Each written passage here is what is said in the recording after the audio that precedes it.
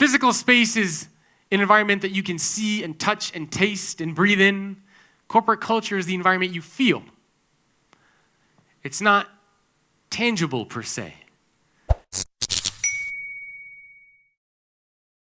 This is also the hardest environment for most organizations to figure out because of that very reason, because it is something that you feel.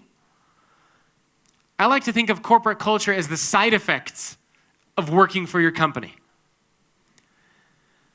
We've all seen this, right? We're all watching a show on TV, and in the middle of a show, we see one of those commercials for a prescription drug.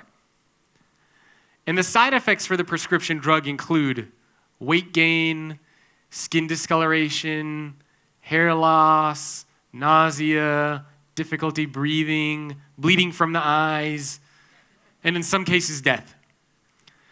And we all look at those commercials and we think, who the hell is going to take this kind of a drug?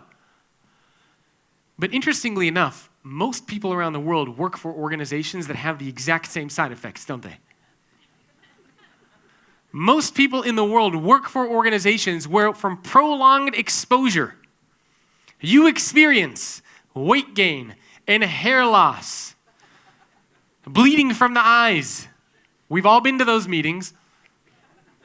And in some cases, death. So why is it that we're not willing to take the pill, yet for some reason we're willing to subject ourselves to working for these types of organizations day in and day out, every day for years? It doesn't make any sense. When I meet with executives one-on-one, I always ask them the same question. If I were to bottle up what it was like to work at your company and put it into a pill, and I gave you that pill right now to swallow it, would you swallow it? And almost every executive that I speak with always tells me no.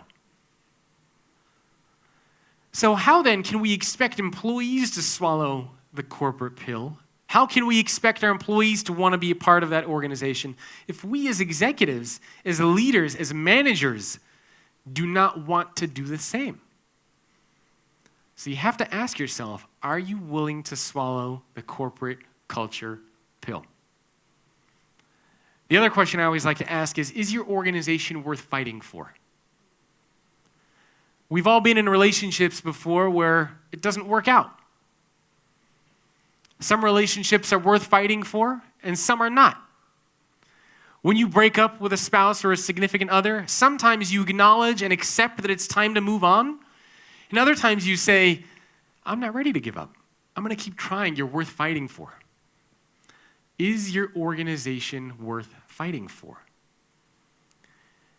A lot of organizations believe that their job is to create something like Pinocchio's Island, where everything is this wonderful, magical place to show up.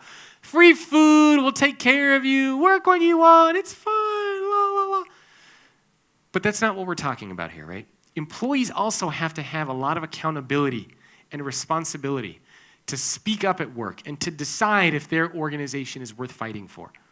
One of the things that personally drives me nuts is when I see employees complain about the organization they work for, yet they do nothing about it. They don't fight for that relationship. They don't speak up at work. They just complain. You have to decide if your organization is worth fighting for. And if it is, then you have to fight like hell. If it's not, then you need to end the relationship and move on. And this is something that I think we're going to start to see more of as we see this transparency and trust emerge inside of our companies.